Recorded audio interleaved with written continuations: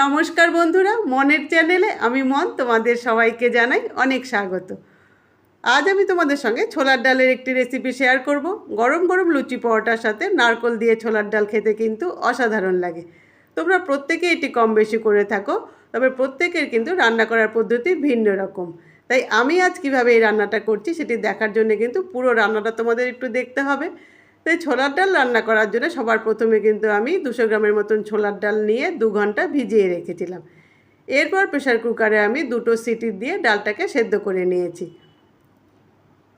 ডাল আমার একদম পারফেক্ট সেদ্ধ হয়েছে। আমি ঠিক এটাই চাইছিলাম, ডাল সেদ্ধ হয়ে যাবে অথচ ডালটা যেন গলে না যায়। তাহলে এখন ডালে দেওয়ার জন্য নারকেলটাকে রেডি করে নিই। ডালে দেওয়ার জন্য নারকেল আমি ফাটিয়ে নিয়েছি। এর থেকে অর্ধেকটা নারকেল আমি এখন পেস্ট করে নেব, আর বাকি অর্ধেকটা কিন্তু আমি কুচি করে নেব। তো এইভাবেই আমি নারকেলটা ডালের মধ্যে দেব। সমস্ত কিছু রেডি করে নিয়ে আমি এখন ডালটা ফোড়ন দিয়ে দেব। তা ফোড়নের জন্য সবার প্রথমে আমি গ্যাসে কড়াই বসিয়ে দিয়ে তাতে পরিমাণ মতন তেল দিয়ে দিয়েছি। তেল যখন খুব ভালোভাবে গরম হয়ে গেছে তখন আমি তার মধ্যে প্রথমে গোটা শুকনো লঙ্কা আর গোটা জিরে আগে ফোড়ন দিয়ে দেব। তো জিরে আর শুকনো লঙ্কাটাকে একটু ভাজা ভাজা করে নিয়ে এরপর আমি এর মধ্যে দিয়ে দেব 2টো এলাচ, 2টো তেজপাতা আর 1 টুকরো দারচিনি। তো এই সমস্ত কিছু দিয়েও কিন্তু এই ফোড়নটাকে এখন বেশ খানিকক্ষণ একটু ভাজা ভাজা করে নেব। এরপর এই ফোড়ন থেকে যখন খুব সুন্দর একটা গন্ধ বেরোতে শুরু করবে তখন আমি তার মধ্যে দিয়ে দেব নারকেল বাটা।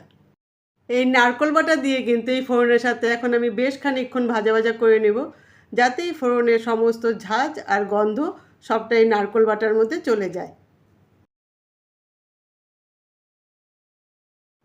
ফোড়নের মধ্যে নারকেল বাটা দিয়ে তো বেশ খানিকক্ষণ আমি এভাবে ভেজে নিয়েছি। এর থেকে সুন্দর গন্ধও এখন বেরোচ্ছে। এরপর আমি এর মধ্যে একে একে মিশিয়ে দেব 10-12টা কাজু কিশমিশ, 2টো চেরা কাঁচা লঙ্কা, আর আমি দিয়ে দেব পরিমাণ মতন হলুদ আর লঙ্কার গুঁড়ো। এটা আমার ঘরে তৈরি করা লঙ্কার গুঁড়ো, তাই অল্প পরিমাণেই দেব। এটা খুব ঝাল লঙ্কার গুঁড়ো। আর আমি দিয়ে দেব আমি যে নারকেলটা কুচিয়ে রেখেছিলাম সেই নারকেলটাও এখন আমি এর মধ্যে দিয়ে দেব। এভাবে সমস্ত কিছু দিয়ে এখন কিন্তু আবার বেশ খানিকক্ষণ আমি খুব ভালোভাবে এগুলোকে ভাজা ভাজা করে নেব। এভাবে 10 থেকে 12 মিনিট সমস্ত মশলা খুব ভালোভাবে মিশিয়ে নেবার পর এরপর আমি এর মধ্যে দিয়ে দেব জিরে আর আদা বাটা। আর জিরেটা কিন্তু আমি এখানে শুকনো খোলায় ভেজে তারপর বেটে নিয়েছি। এই রান্নায় কিন্তু এই স্টেপটা অত্যন্ত জরুরি। তো জিরে আর আদা বাটা দিয়েও কিন্তু এখন আমি বেশ খানিকক্ষণ আবার সমস্ত কিছুর সাথে খুব ভালোভাবে কষিয়ে নেব। এভাবে 10 থেকে 12 মিনিট সমস্ত মশলার সাথে নারকেল যখন খুব ভালোভাবে ভাজা ভাজা হয়ে যাবে আর এর থেকে খুব সুন্দর একটা গন্ধ বেরোতে শুরু করবে তখন আমি এর মধ্যে দিয়ে দেব সেদ্ধ করে রাখা ডালটা। ডালটা দিয়েও এই সমস্ত কিছুর সাথে খুব ভালোভাবে আগে মিশিয়ে নেব।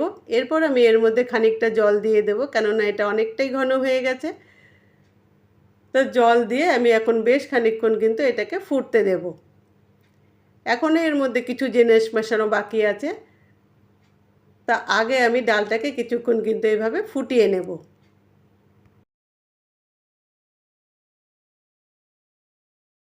এভাবে 10 থেকে 12 মিনিট ডাল খুব ভালোভাবে ফুটে ওঠার পর এরপর আমি এর মধ্যে দিয়ে দেব স্বাদ অনুযায়ী নুন আর চিনি।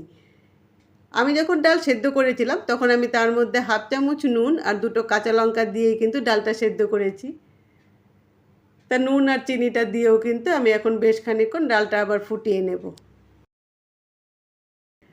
আমার এই রান্না দেখে তোমাদের কখনো যদি একটুও ভালো লাগে তাহলে অবশ্যই একটা like, comment, share and subscribe করে দিও। ডাল প্রায় একদম রেডি। এখন আমি এর মধ্যে দিয়ে দেবো 1 চামচ ঘি আর 1 চামচ ভাজা জিরে গুঁড়ো। এই দুটো দিয়ে এই ডালের সাথে এখন খুব ভালোভাবে মিশিয়ে নেব। আর তাহলেই তৈরি হয়ে যাবে কিন্তু দারুণ স্বাদের নারকেল দিয়ে ছোলার ডাল। এরপর নামিয়ে নিয়ে গরম গরম লুচির সাথে পরিবেশন করলেই কিন্তু একদম জমে যাবে। আজ তো এটুকুই থাকলো। এরপর আবার তোমাদের সঙ্গে দেখা হবে পরবর্তী ভিডিওতে। ততক্ষণের জন্য তোমরা সবাই ভালো থেকো, সুস্থ থেকো, আনন্দে থেকো আর স্মাইল উইথ মনের সঙ্গে থেকো। Tata, bye bye.